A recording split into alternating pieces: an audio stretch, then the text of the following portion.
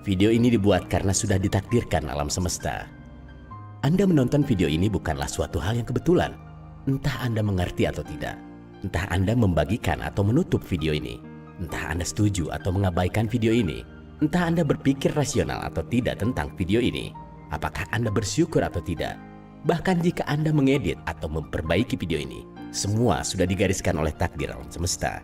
Semua akan terjadi sebagaimana mestinya.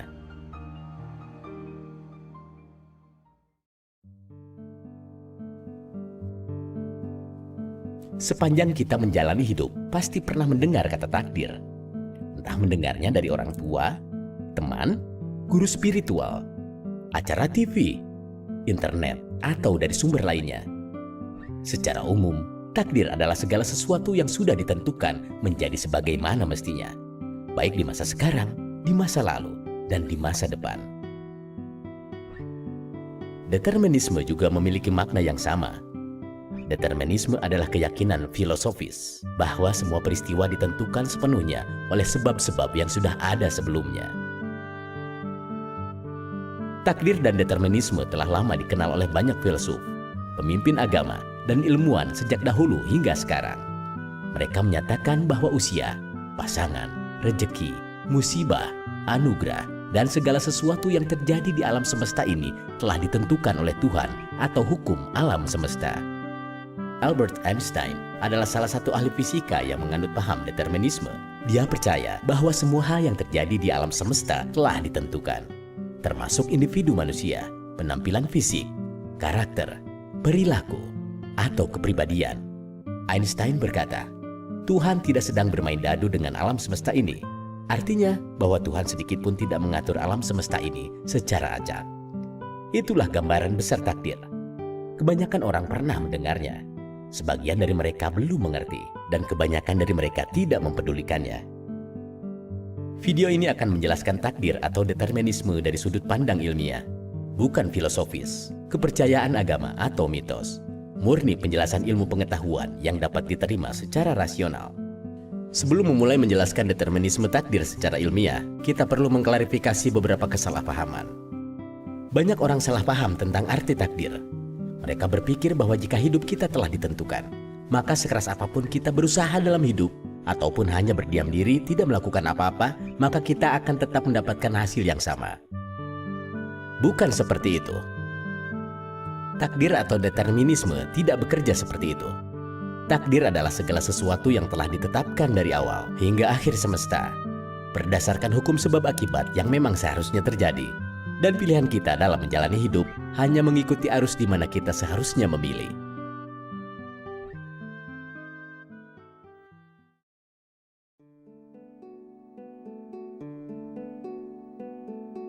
Untuk memahami determinisme takdir secara ilmiah, kendala utama yang sulit diterima adalah kita selalu merasa bahwa kita memiliki kehendak bebas dalam memilih segala hal dalam hidup. Misalnya, kita merasa bebas dalam memilih jalan hidup, pencapaian, pekerjaan, pasangan hidup, merencanakan sesuatu, bagaimana menyelesaikan suatu masalah, dan masih banyak lagi pilihan-pilihan hidup lain yang kita merasa bebas untuk memilihnya. Bukankah kita semua merasa memiliki kehendak bebas? Kita semua berpikir bahwa kita bebas menentukan hidup kita sendiri. Apakah Anda percaya bahwa kehendak bebas hanyalah ilusi? Percayakah bahwa kehendak bebas kita hanyalah hasil dari proses sebab dan akibat yang ada di otak kita?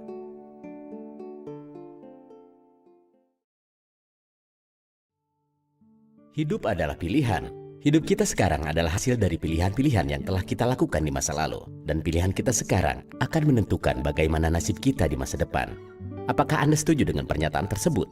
Sebagian dari kita pasti pernah mendengar kata, semua yang terjadi karena untuk sebuah sebab. Bahwa segala sesuatu terjadi karena adanya suatu sebab. Dan sebab tersebut adalah hasil dari sebab-sebab yang telah terjadi sebelumnya. Sadarkah setiap pilihan yang kita pilih pasti berdasarkan adanya suatu sebab?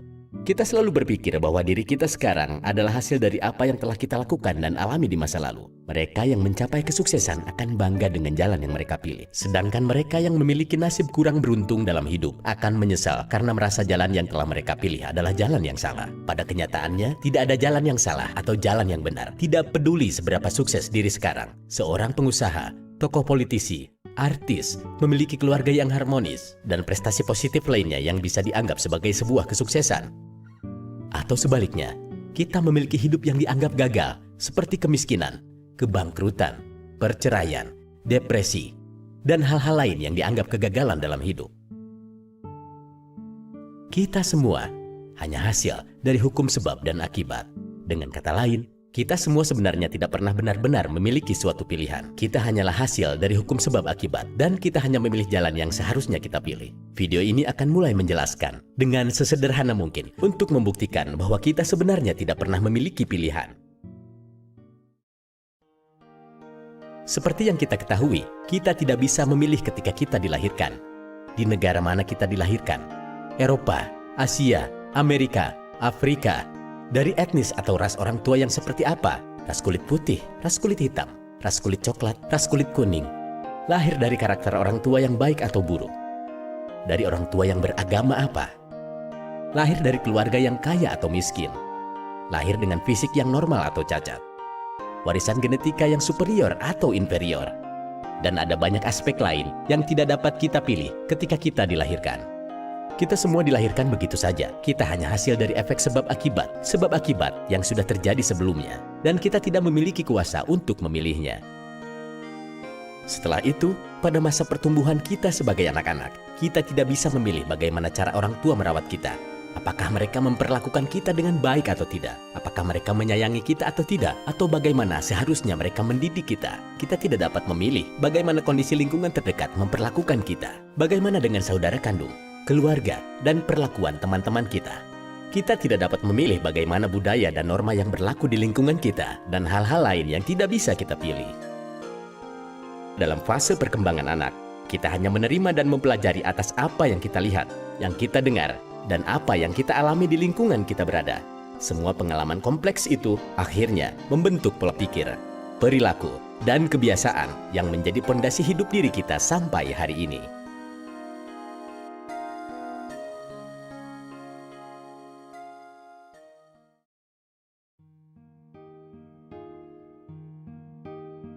Kemudian, ketika kita tumbuh dari masa anak sampai remaja, kita akan berhadapan dengan lingkungan sosial yang lebih luas di masyarakat. Peran orang tua kita, perlakuan orang terdekat, dan pengalaman yang kita alami di masa perkembangan anak akan sangat mempengaruhi keputusan kita di masa remaja dalam memilih segala hal, seperti memilih teman yang berkarakter seperti apa, memilih cara bergaul dengan masyarakat, memilih di mana akan bersekolah, memilih rutinitas yang diinginkan, memilih bergabung dalam komunitas atau grup tertentu yang disukai, dan opsi lain yang akan kita pilih, karena hal itu selaras dengan apa yang telah kita pelajari sebelumnya. Mari kita bahas contoh yang lebih detail. Katakanlah seorang remaja yang nakal. Dia tidak bisa memilih ketika dia dilahirkan. Ia dilahirkan di keluarga yang miskin dan broken home. Sejak kecil kurang mendapat perhatian dan kasih sayang dari orang tuanya. Ditambah, dia tinggal di lingkungan yang buruk dan keras. Semenjak kecil, dia sudah terbiasa melihat kekerasan, kejahatan, intimidasi, dan hal buruk lainnya. Karena sudah terbiasa melihat semua kejadian buruk itu, dia kemudian menganggap bahwa perilaku nakal dan tindak kekerasan adalah hal yang wajar dan bukan merupakan suatu perilaku yang salah. Remaja tersebut hanya berperilaku sebagaimana mestinya atas apa yang selama ini dia lihat, dengar, dan yang dia pelajari di lingkungannya. Semua yang terjadi pada remaja tersebut hanyalah hasil dari sebab akibat masa lalu yang sudah terjadi sebelumnya. Begitupun sama untuk contoh remaja yang berperilaku baik. Dia tidak memilih ketika dilahirkan. Dia dilahirkan dalam keluarga yang harmonis. Sejak kecil, dia mendapatkan perhatian dan kasih sayang penuh dari orang tua. Dididik dan diperlakukan dengan baik. Tumbuh dalam pengaruh lingkungan norma sosial yang sehat. Sehingga remaja tersebut tumbuh dan berkembang dengan kepribadian yang baik pula. Remaja itu juga hanya hasil dari sebab akibat di masa lalu yang sudah terjadi sebelumnya. Kita sebenarnya tidak pernah memilih. Kita hanya memilih jalan kehidupan yang menurut kita terbaik. Berdasarkan apa yang telah kita pelajari selama ini, tidak ada yang terjadi kebetulan, dan kebetulan memang tidak pernah ada. Semua yang terjadi di sekitar kita memang harus terjadi mengikuti prinsip hukum sebab dan akibat dari alam semesta yang terkait satu sama lain.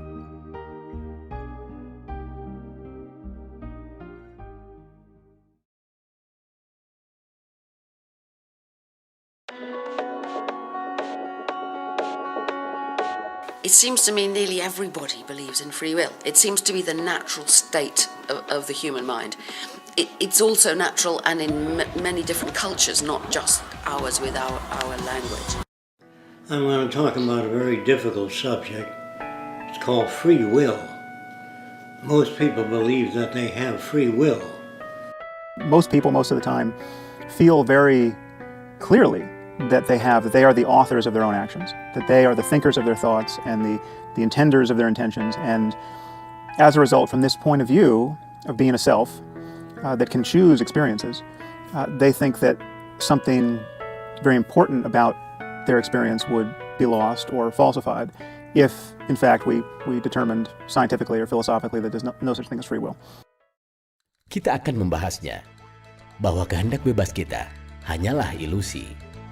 Kehendak bebas kita dalam hidup ini hanya mengikuti alur apa yang seharusnya kita pilih berdasarkan sebab dan akibat yang telah terjadi sebelumnya. Dari sekian banyak pilihan yang pernah kita pilih dalam kehidupan ini, kita pasti akan memilih sesuatu dengan pertimbangan yang memiliki lebih banyak sisi positifnya. Dalam arti kita akan memilih pilihan yang menurut kita lebih baik. Contohnya, mana yang akan Anda pilih? Ada dua jenis tawaran pekerjaan yang sama antara perusahaan A dan B. Kedua perusahaan dipimpin oleh bos yang sama-sama profesional.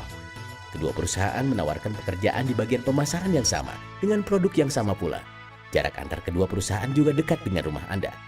Tetapi gaji di perusahaan A adalah $500, sementara perusahaan B $5.000. Dengan bos yang sama-sama profesional, pekerjaan yang sama, produk dan jarak yang sama, penawaran mana yang akan Anda pilih? Pasti perusahaan B, bukan? Berdasarkan berbagai pertimbangan, perusahaan B membawa lebih banyak manfaat daripada perusahaan A. Contoh di atas adalah kasus yang sederhana. Ini seperti memilih menjadi kaya atau miskin, menjadi sehat atau sakit, atau hidup bahagia atau sengsara. Kita pasti 100% akan memilih untuk kaya, sehat, dan bahagia. Bagaimana jika kita menghadapi pilihan yang jauh lebih kompleks, seperti memilih pasangan hidup? Mana yang lebih Anda pilih? Yang berpenampilan fisik cantik, atau dengan yang berhati baik? Makanan yang lezat atau yang bergizi? Menjadi seorang seniman atau politisi? Menjadi kaya atau rendah hati tapi bahagia?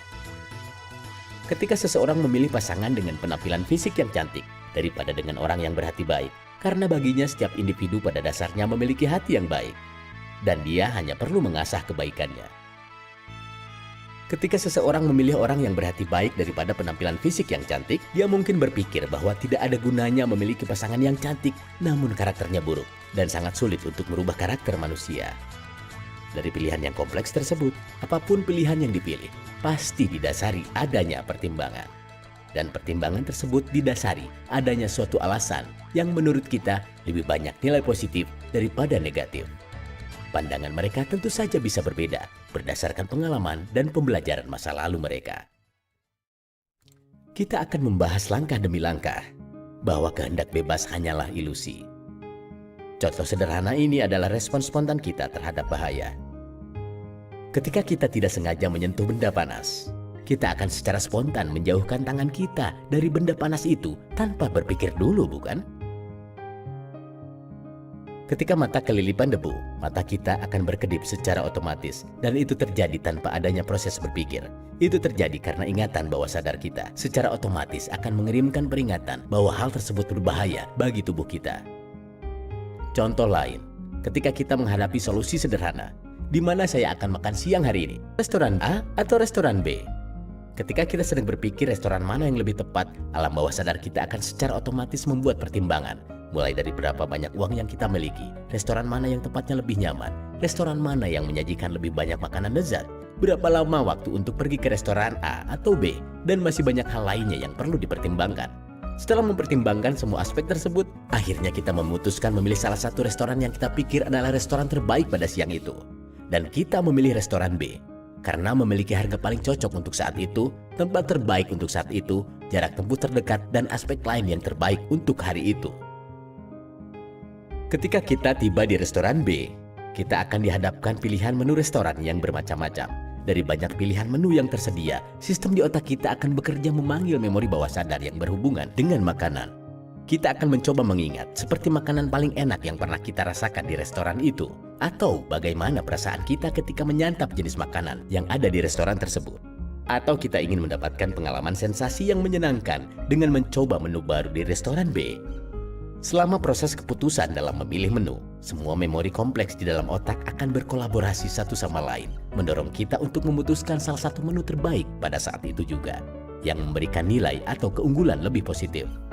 Ingatan bawah sadar kita selalu merespons secara otomatis terhadap apa yang telah kita lewati dan kita ketahui sebelumnya, dan kita akan memilih pilihan alternatif yang terbaik dari yang tersedia berdasarkan apa yang telah disimpan dalam memori bawah sadar.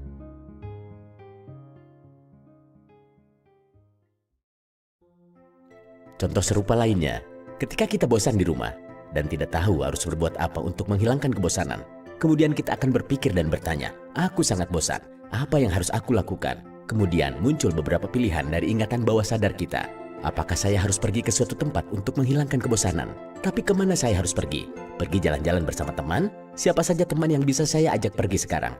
A, B, C, atau D? Apakah saya memiliki cukup uang untuk mengajak mereka? Atau lebih baik saya tinggal di rumah saja dan menyelesaikan pekerjaan yang masih tertunda? Ingatan bawah sadar kita akan merespon persepsi kita secara otomatis berdasarkan pengalaman yang telah kita alami sebelumnya, dan kita akan memilih opsi yang kita pikir adalah pilihan terbaik untuk saat itu. Oke, aku akan pergi jalan-jalan dan mengajak A dan B karena mereka lebih ramah dan menyenangkan daripada C dan D. Saya akan ajak mereka pergi minum bir daripada ke bioskop, dan saya lebih nyaman berada di bar itu. Saya mempunyai cukup uang untuk mentraktir mereka. Soal pekerjaan, saya akan menyelesaikannya besok. Saya masih punya cukup waktu untuk melakukannya nanti.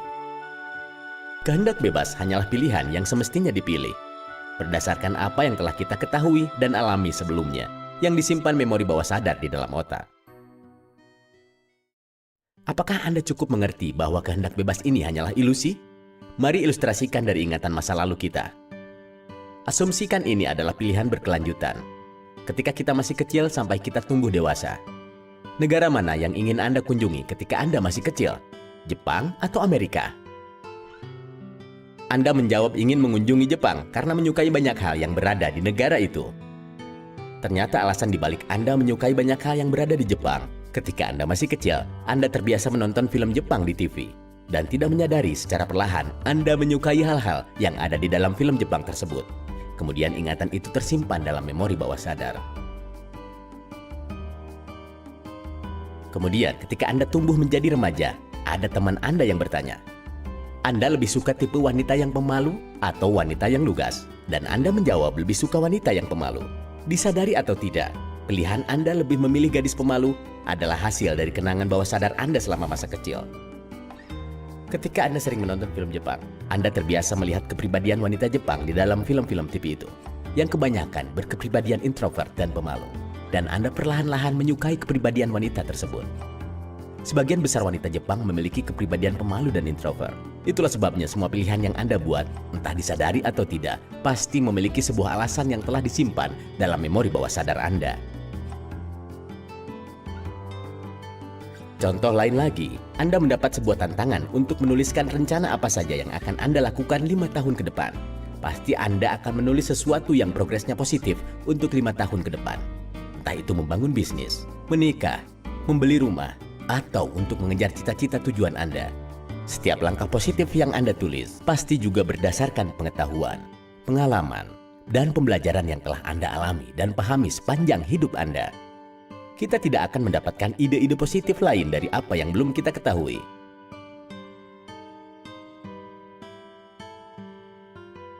Ketika Anda sedang dalam perjalanan pulang dari liburan, ada banyak pilihan rute jalan untuk membawa Anda pulang. Pasti Anda akan memilih rute yang paling banyak nilai positif, bukan? Seperti rute jalan terpendek, rute jalan yang bebas macet, rute jalan dengan pemandangan terbaik, atau rute jalan yang membuat Anda ingin mencobanya. Anda tidak akan memilih rute jalan dengan banyak nilai negatif, seperti rute jalan yang jauh atau rute jalan yang macet.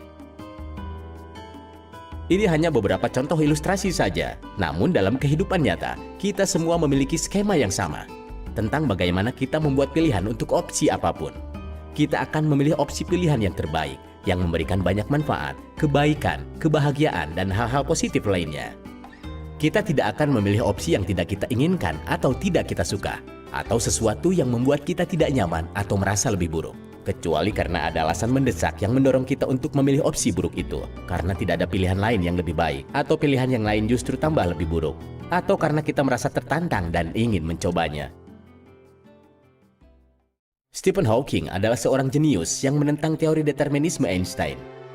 Dia pernah berkata bahwa dia tidak mengerti mengapa mereka yang percaya pada takdir masih menengok, memeriksa keadaan kondisi jalan sebelum menyeberang. Bukankah mereka percaya bahwa kematian sudah ditakdirkan dan tidak bisa diubah? Maksud Stephen Hawking adalah jika hidup kita sudah ditentukan, maka entah kita mengecek atau tidak mengecek jalan sebelum kita menyeberang, selamat atau tidak, hasilnya akan tetap sama. Seperti yang telah dibahas sebelumnya, takdir atau determinisme bukanlah seperti itu. Jawabannya adalah karena ingatan bawah sadar kita secara otomatis akan melakukan yang terbaik. Mengingatkan kalau kita tidak mengecek kondisi jalan sebelum menyeberang, kita akan ditabrak mobil. Kita hanya melakukan hal-hal positif yang seharusnya kita lakukan. Kecuali dalam beberapa kasus, Anda ingin membuat diri Anda ditabrak mobil karena stres, depresi, dan Anda berpikir bunuh diri adalah pilihan yang terbaik. Ini sama seperti apakah kita makan atau tidak makan.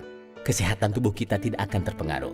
Jika kita tidak makan, tentu saja kita akan lapar. Mekanisme organ tubuh kita akan mengarahkan kita untuk memenuhi energi positif yang dibutuhkan oleh tubuh kita.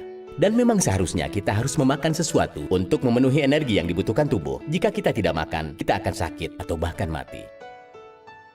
Proses kasus yang sama terjadi seperti kita sedang bermain kartu. Kartu acak yang dibagikan bandar kepada kita mirip dengan segala kejadian acak yang telah terjadi sebelumnya dalam hidup kita.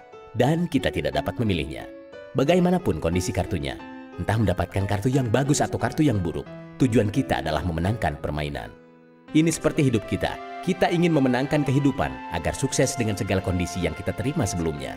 Strategi kita untuk memenangkan permainan kartu seperti rencana kita untuk mencapai kesuksesan hidup. Strategi kita itu pun adalah hasil dari pembelajaran bermain kartu yang pernah kita lakukan sebelumnya berdasarkan semua pengalaman yang kita pelajari di masa lalu. Kita akan memilih menggunakan strategi terbaik yang bisa kita lakukan agar menang.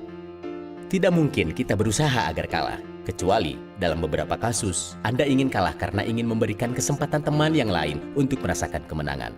Anda berpikir untuk membuat teman-teman Anda merasakan kemenangan akan memberikan nilai positif yang lebih tinggi daripada terus memenangkan permainan sendiri. Kita hanya melakukan yang terbaik, melakukan apa yang seharusnya kita lakukan, melakukan sesuatu yang memberikan nilai positif lebih. Kemudian, bagaimana jika ada pertanyaan? Jika semua orang melakukan apa yang seharusnya mereka lakukan, dan semua yang terjadi memang seharusnya terjadi, itu berarti bahwa orang yang melakukan kesalahan atau melakukan kejahatan tidak boleh dihukum? Karena mereka hanya melakukan apa yang seharusnya mereka lakukan. Mereka hanya melakukan apa yang baru saja mereka ketahui. Ya, mereka mungkin melakukan kesalahan berdasarkan apa yang baru saja mereka pahami. Mereka merasa apa yang mereka lakukan bukanlah yang salah. Mereka mungkin melakukannya karena terpengaruh lingkungan, atau pengalaman buruk mereka, atau alasan kompleks lainnya yang memaksa mereka melakukan kejahatan. Dan pilihan buruk itu adalah pilihan terbaik yang bisa mereka pilih. Karena pilihan yang lain malah jauh lebih buruk. Atau bahkan mereka tidak punya pilihan lain. Mereka hanya melakukan apa yang harus mereka lakukan. Kita seharusnya tidak menyalahkan mereka untuk kesalahan yang telah mereka perbuat. Kita seharusnya tidak menyalahkan mereka untuk sesuatu yang baru mereka ketahui atau pahami. Dan kita seharusnya tidak menyalahkan mereka karena pola pikir mereka. Namun kita semua selalu menginginkan segala sesuatu yang lebih baik, kondisi yang lebih baik, lingkungan yang lebih baik. Kita semua ingin alam semesta ini bergerak ke arah yang lebih baik. Itulah sebabnya kenapa hukuman itu tetap ada, untuk membuat mereka menyadari bahwa kejahatan adalah perilaku yang salah dan membuat mereka tidak melakukannya lagi. Hukuman tetap ada untuk menciptakan lingkungan yang lebih positif dan untuk mengurangi segala bentuk hal negatif yang ada di sekitar lingkungan hidup kita. Misalnya, ada seorang narapidana yang mengajukan banding ke pengadilan. Ia berkata, "Saya seharusnya tidak dihukum atas apa yang telah kulakukan. Saya hanya melakukan apa yang seharusnya saya lakukan. Semesta dan takdir telah membuat saya untuk melakukan kesalahan ini." Lalu hakim menjawab, "Ya, Anda dan kita semua yang ada di sini hanya melakukan apa yang ditakdirkan oleh Tuhan dan alam semesta. Kita semua hanya melakukan yang terbaik atas apa yang kita ketahui dan alami dalam hidup. Anda memang ditakdirkan untuk melakukan kesalahan itu, dan saya telah ditentukan oleh Tuhan dan alam semesta untuk menghukummu. Alam semesta telah menentukan kita semua untuk bergerak ke arah yang lebih baik."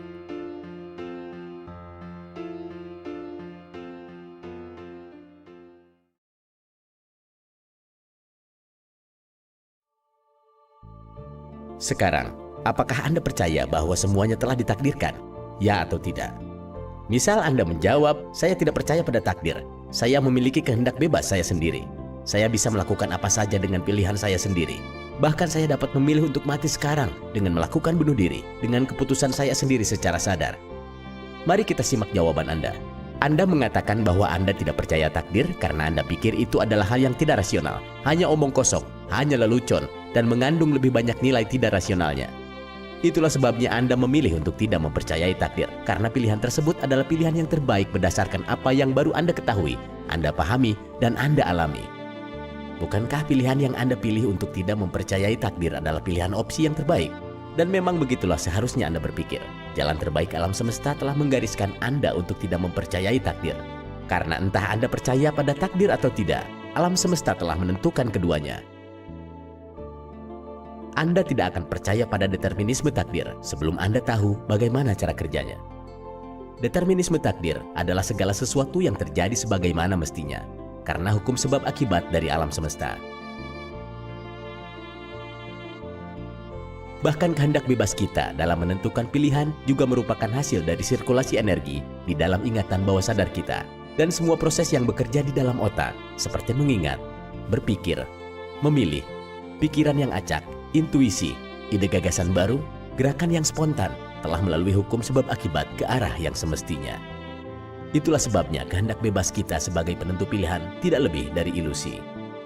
Sistem otak kita bekerja berdasarkan hukum sebab akibat yang solid, sama solidnya seperti hukum gravitasi.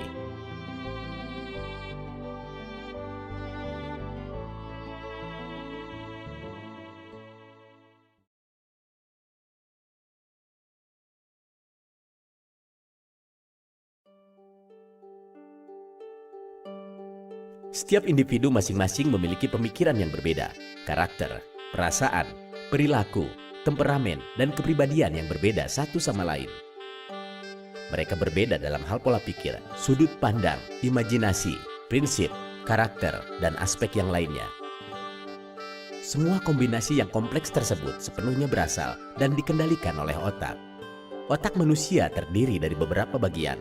Ada bagian yang berfungsi untuk berpikir, mengendalikan organ-organ internal dalam tubuh, juga bagian yang berfungsi untuk berbicara, melihat, mendengar, dan bagian fungsi lainnya. Setiap bagian otak kita memiliki fungsi yang berbeda, tetapi saling berhubungan. Otak terdiri dari jutaan sel saraf yang disebut neuron. Setiap sel saraf otak berfungsi sebagai pembawa sinyal yang berisi informasi-informasi yang sudah dipelajari sebelumnya dan tersimpan di dalam memori. Sinyal-sinyal memori tersebut saling berhubungan satu sama lain dan menciptakan sesuatu yang kita sebut sebagai proses berpikir. Secara umum, kesadaran otak kita terdiri dari dua bagian, kesadaran dan ketidaksadaran dari alam bawah sadar. Memori atau informasi yang esensial dan penting akan membekas dan tersimpan oleh alam bawah sadar, mengacu pada pemikiran yang berasal dari proses pembelajaran dan kejadian-kejadian yang pernah kita alami, seperti fenomena hal yang mengesankan, pengalaman menyenangkan, hobi, kejadian yang membuat stres dan depresi, kejadian yang membuat trauma, respon spontan kita saat menghadapi bahaya, atau kebiasaan sehari-hari yang dilakukan berulang kali, seperti cara kita berjalan, cara berbicara, cara menulis, cara bermain gitar. 95% proses berpikir di dalam otak kita terjadi di alam bawah sadar. Kemudian pikiran sadar adalah proses berpikir yang kita lakukan secara sadar. Seperti kita mencoba mencari jalan keluar untuk suatu masalah. Langkah selanjutnya yang harus kita lakukan ketika saat mengevaluasi pekerjaan, ketika kita merencanakan sesuatu, ketika sedang berpikir kritis, dan ketika membuat pilihan dalam hal apapun. Kesadaran sangat dipengaruhi oleh memori alam bawah sadar. Kesadaran kita dalam berpikir hanya memiliki porsi 5% dari keseluruhan proses berpikir. Kesadaran kita hanyalah kombinasi dari ingatan yang sudah ada di dalam alam bawah sadar, berdasarkan pada peristiwa yang telah kita pelajari di masa lalu. Itulah sebabnya, entah kita menyadarinya atau tidak, kita selalu mempunyai alasan dalam memilih sesuatu, melakukan sesuatu, menyukai sesuatu, atau membenci suatu hal. Mengenai kualitas otak kita tentu saja sangat mempengaruhi cara kita berpikir. Seperti daya ingatan, keterampilan dalam mengamati, dalam menyerap informasi, dalam proses pembelajaran, kapasitas menampung informasi, dan lain sebagainya. Kualitas otak kita tentu dipengaruhi oleh banyak faktor, seperti kualitas dari keturunan orang tua, genetik dari nenek moyang, rangsangan stimulus yang mengasah pembelajaran, nutrisi dari makanan yang kita konsumsi setiap hari, dan banyak hal lain yang mempengaruhi kualitas otak dan cara berpikir kita. Begitulah cara kerja otak. Otak memiliki jutaan sel yang terdiri dari atom dan energi yang tak terhitung di dalamnya. Atom dan energi bergerak dengan cara tertentu menurut hukum pasti fisika kuantum. Mari kita bahas lebih detail tentang atom, energi, fisika kuantum, dan bagaimana alam semesta sudah ditakdirkan dari awal sampai akhir.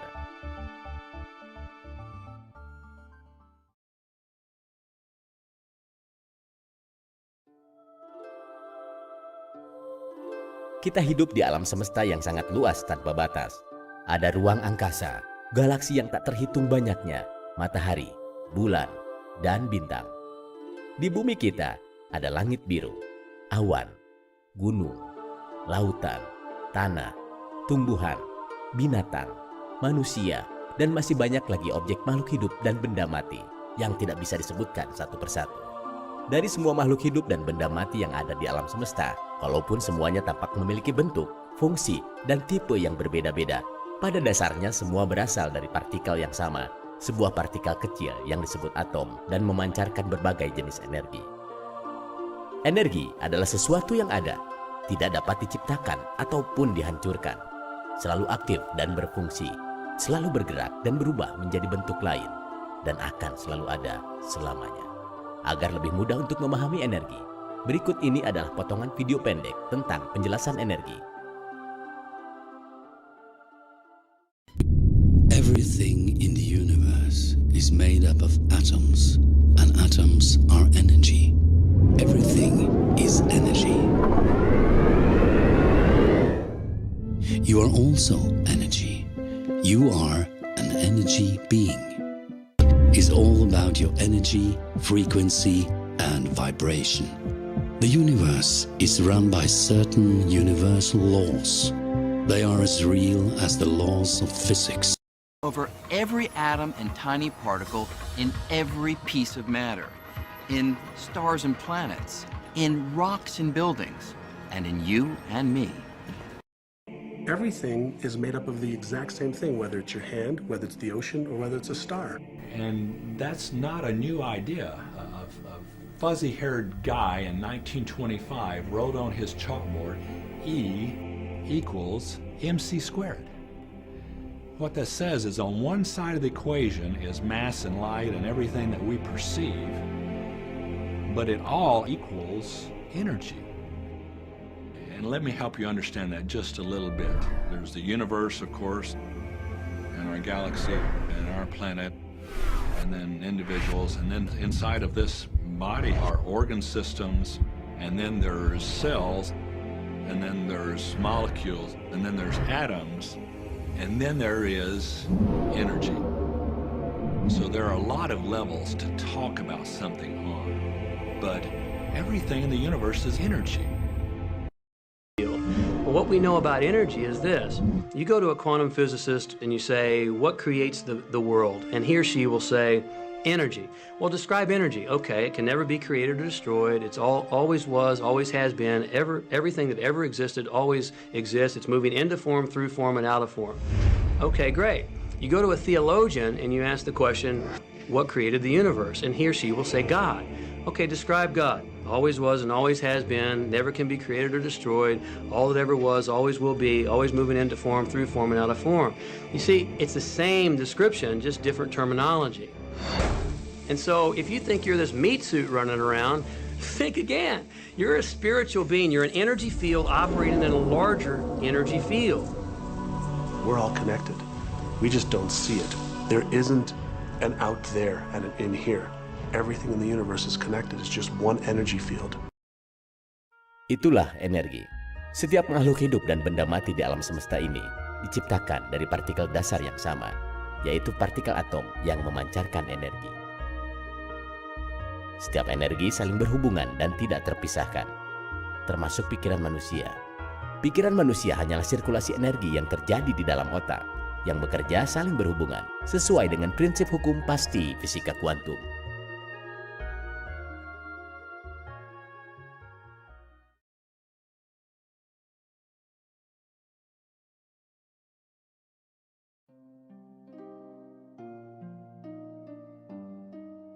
Alam semesta memiliki jenis energi yang jumlahnya tak terhitung. Setiap jenis energi bekerja mengikuti hukum prinsipnya masing-masing. Selama waktu masih berjalan, setiap jenis energi akan tetap bergerak mengikuti prinsip fisika kuantum, ke tempat di mana energi itu seharusnya berada. Prinsip hukum pasti pada energi sama halnya seperti hukum pasti pada gravitasi bumi. Hukum gravitasi akan selalu menarik benda-benda di sekitarnya. Demikian pula prinsip bagaimana energi bekerja, bergerak, dan berubah. Setiap jenis energi tidak akan pernah hancur. Energi hanya bergerak dan berubah menjadi bentuk energi yang lain. Contoh bagaimana energi berpindah bentuk adalah ketika energi air laut berbenturan dengan energi panas matahari. Energi sinar matahari akan menyebabkan air laut menguap. Energi uap akan berubah menjadi energi awan mendung. Energi awan mendung akan menurunkan energi air hujan. Energi air hujan akan diserap oleh tanah dan tumbuhan di sekitarnya. Lalu, tanaman itu menghasilkan buah yang di dalamnya mengandung energi air dari laut. Singkatnya, bahwa energi air laut telah berubah menjadi buah yang sebagian mengandung energi air dari laut. Ini hanyalah salah satu contoh tentang bagaimana energi bekerja, bergerak, dan berubah menjadi bentuk energi yang lain. Apakah Anda sudah memiliki gambaran tentang bagaimana energi bekerja dan bertransformasi menjadi bentuk energi lain? Jika Anda mengerti, maka video ini akan menjelaskan bagaimana hubungan prinsip antara hukum pasti energi dan fenomena alam semesta yang telah ditakdirkan sejak awal hingga akhir semesta.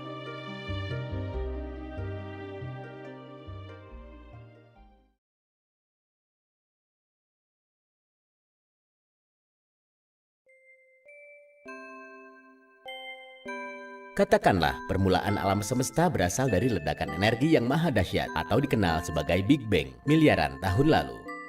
Akibat dari ledakan Big Bang tersebut, terciptalah beragam jenis energi yang tersebar di segala penjuru semesta. Seiring berjalannya waktu, setiap jenis bergerak, menyatu, dan berubah menjadi bentuk energi yang baru, sesuai dengan prinsip hukum fisika kuantum. Berubah menjadi bentuk galaksi, gravitasi, bintang, matahari, planet, dan semua bentuk benda fisik maupun non-fisik yang ada di luar angkasa.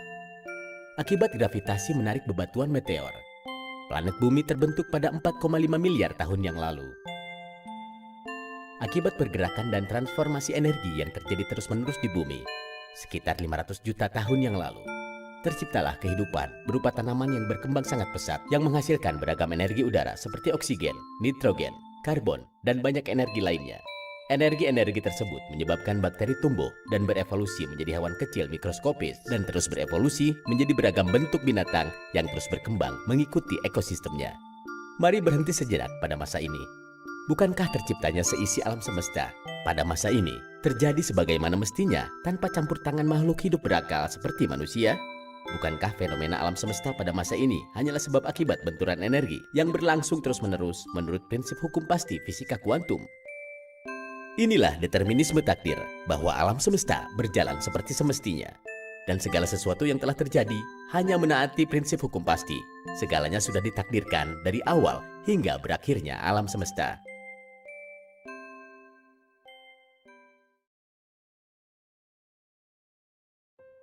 Inti esensi dari ilustrasi fenomena yang baru saja kita diskusikan adalah bahwa segala sesuatu yang terjadi di alam semesta ini selalu didasari adanya pada suatu sebab. Dan sebab itu pun adalah hasil dari sebab-sebab yang telah terjadi sebelumnya. Seperti bakteri yang berevolusi menjadi binatang-binatang kecil karena adanya energi udara oksigen. Oksigen tercipta karena adanya hasil fotosintesis dari banyaknya tumbuhan pada 500 juta tahun yang lalu. Terbentuknya planet bumi dikarenakan banyaknya material batu yang menyatu akibat daya tarik dari gaya gravitasi. Gravitasi terjadi karena adanya arus-arus energi pada orbit galaksi yang saling tarik-menarik. Galaksi, gravitasi, planet, matahari, bintang, dan semua isi alam semesta terbentuk akibat berbagai perpaduan energi-energi yang disebabkan oleh ledakan mahadahsyat atau yang dikenal dengan Big Bang. Semuanya terjadi, bergerak, dan berfungsi sebagaimana mestinya di bawah prinsip hukum pastinya masing-masing.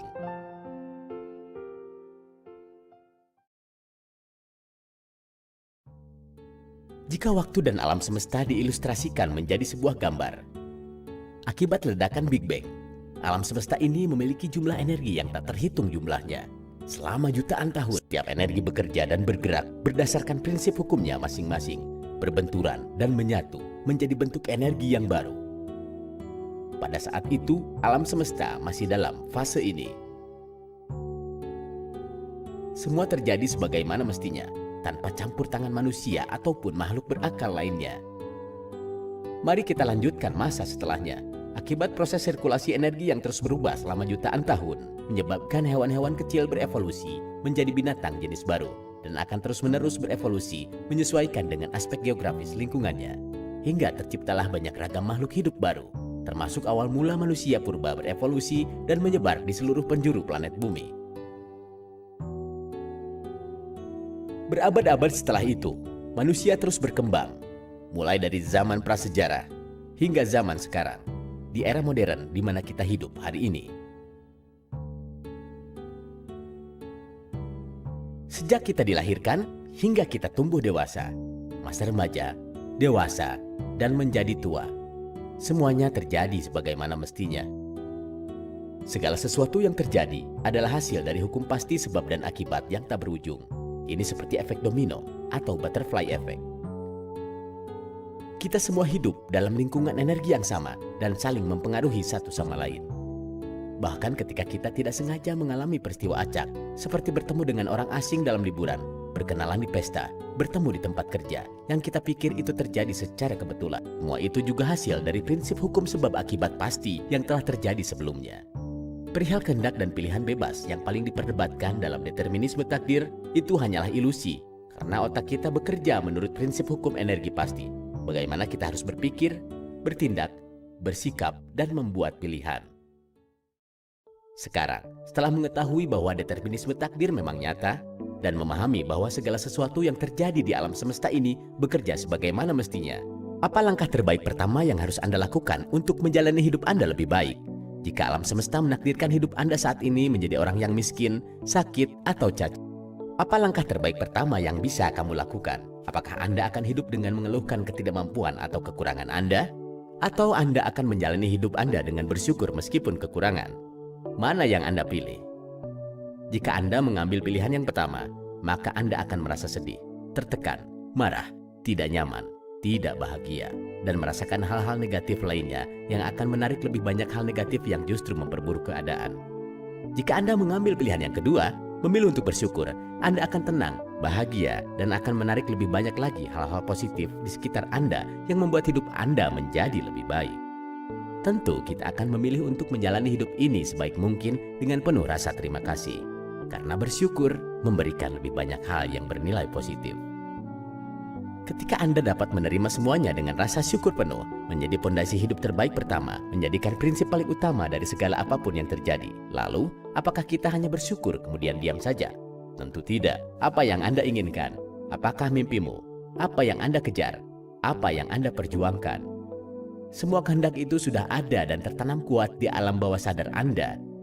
Ketika kita terus bersyukur, kita akan selalu mendapatkan energi positif dari alam semesta. Dan energi positif tersebut akan membawa kita untuk bergerak, bekerja, mengarahkan, dan menarik semua keinginan kita. Entah itu keinginan yang kita sadari atau tidak, untuk membuat semuanya lebih baik. Entah melalui cara kerja keras, kerja cerdas, kreativitas, kegigihan, visualisasi, atau melalui cara lain yang kita anggap sebagai cara yang terbaik.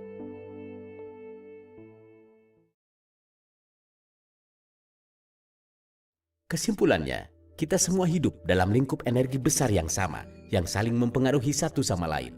Segala sesuatu di alam semesta ini, baik makhluk hidup ataupun benda mati, hanyalah bentuk dari kombinasi-kombinasi partikel atom yang memancarkan energi. Setiap jenis energi bergerak, bekerja, dan menjadi bentuk energi yang baru, mengikuti prinsip hukum pastinya masing-masing. Itulah sebabnya mengapa segala sesuatu yang terjadi di alam semesta ini selalu didasari adanya suatu kejadian sebab dan akibat yang pasti. Setiap detik yang ada di alam semesta ini selalu berjalan, terjadi dan menjadi sebagaimana mestinya, berdasarkan prinsip hukum sebab dan akibat. Alam semesta sudah digariskan dari awal hingga berakhirnya alam semesta, atau kita sering mendengarnya dengan istilah determinisme takdir. Seperti yang sudah saya jelaskan di gambar sebelumnya, jika diuraikan, seisi alam semesta ini terdiri dari energi. Tidak ada pengecualian. Apakah itu ada galaksi, matahari, awan, udara, tumbuhan, hewan, debu, batu, perangkat elektronik, komputer, ponsel, manusia, jantung, otak, pikiran, dan semua yang ada di alam semesta hanyalah bentuk kumpulan energi. Seperti yang telah dijabarkan oleh Albert Einstein beberapa dekade tahun yang lalu, semuanya sudah ditentukan. Tuhan tidak sedang bermain dadu dengan alam semesta, dari terciptanya alam semesta hingga berakhirnya alam semesta. Karena setiap energi di alam semesta ini bekerja dan bergerak mengikuti hukum alaminya.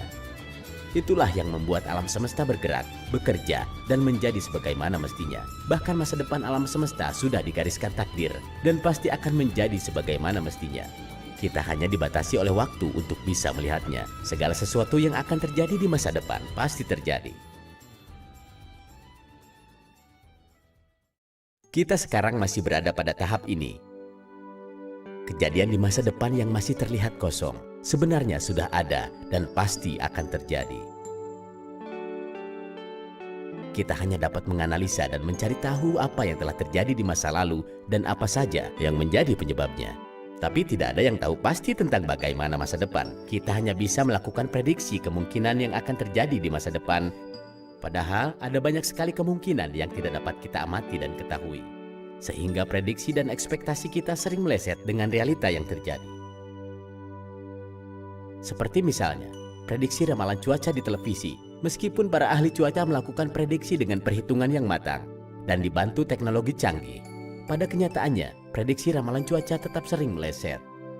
Ini terjadi karena masih terlalu banyak hal yang tidak dapat kita prediksi, seperti rotasi angin yang selalu berubah, suhu udara yang tidak stabil, dan jenis energi lain di sekitarnya yang tidak bisa kita ketahui secara pasti pergerakannya. Itulah sebabnya ramalan cuaca seringkali meleset, meskipun diprediksi oleh para ahli cuaca dan dibantu dengan peralatan teknologi canggih. Hal yang sama seperti prediksi pertandingan olahraga.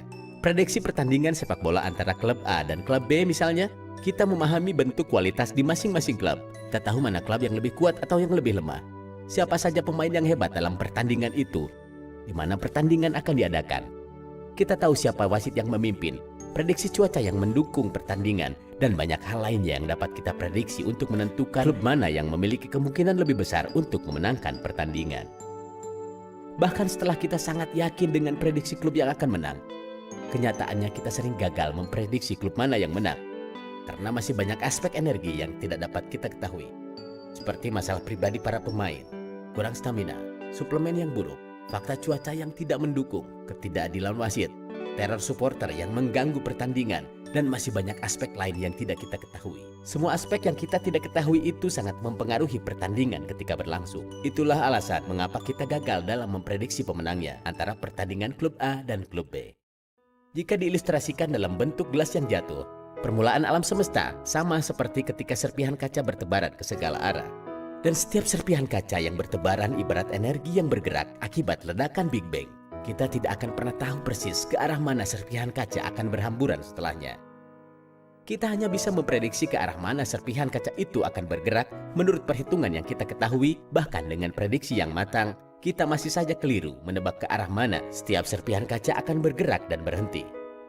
Karena terlalu banyak serpihan kaca yang bergerak mengikuti prinsip hukumnya masing-masing, dan kita tidak dapat mengetahui pergerakannya satu persatu. Itulah sebabnya banyak prediksi kita yang salah. Jika kita mengilustrasikan dalam bentuk bola-bola yang jatuh, permulaan alam semesta diibaratkan seperti ketika bola-bola dijatuhkan bersamaan, dan bola-bola itu ibarat energi yang menyebar setelah Big Bang. Setelah bola-bola itu menyebar, kita tidak akan pernah tahu pasti akan ke arah mana bola-bola akan bergerak. Kita hanya bisa memprediksi beberapa arah bola itu bergerak, dan prediksi itu banyak yang salah karena bola tersebut saling bertabrakan dan memantul ke arah-arah yang tidak terduga. Begitupun dengan masa depan. Kita hanya dapat memprediksi akan seperti apa masa depan sebatas apa yang baru kita ketahui. Misal ketika kita memprediksi akan ada banyak teknologi canggih di masa depan, kita dapat membuat prediksi seperti itu karena saat ini banyak teknologi canggih yang cenderung akan bergerak ke arah sana. Namun, kenyataannya prediksi kita sering salah. Bukannya kemajuan teknologi yang semakin canggih, bahkan mungkin akan terjadi perang, wabah penyakit yang tak terkendali, bencana alam dan kehancuran, dan masih banyak lagi hal yang tak terduga lainnya. Terlalu banyak energi yang sedang bekerja dan bergerak, dan akan menjadi sesuatu yang tidak dapat kita ketahui.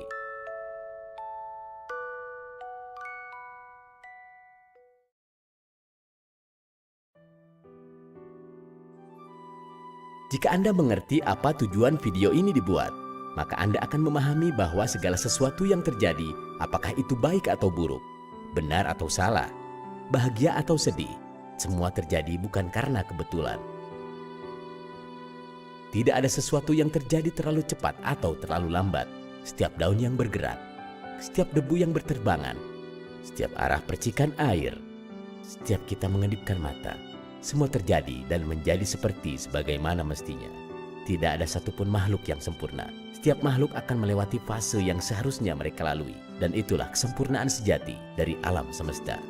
Semua hal baik dan buruk yang terjadi adalah suatu proses untuk menciptakan sesuatu yang lebih baik di masa depan. Karena alam semesta selalu mengarahkan segalanya ke arah yang lebih baik. Alam semesta dan Tuhan selalu 100% adil. Keadilan dan ketidakadilan yang sedang terjadi di alam semesta ini merupakan proses keseimbangan. Tiap jenis energi akan melewati proses baik dan proses buruk, proses panas dan dingin, proses putih dan hitam, atas dan bawah, di sepanjang waktu, dalam bentuk kehidupan fisik maupun non-fisik yang berbeda. Semuanya sudah digariskan takdir dari awal alam semesta hingga berakhirnya alam semesta. Hanya waktu yang sedang berjalan yang membatasi kita untuk melihat bagaimana masa depan.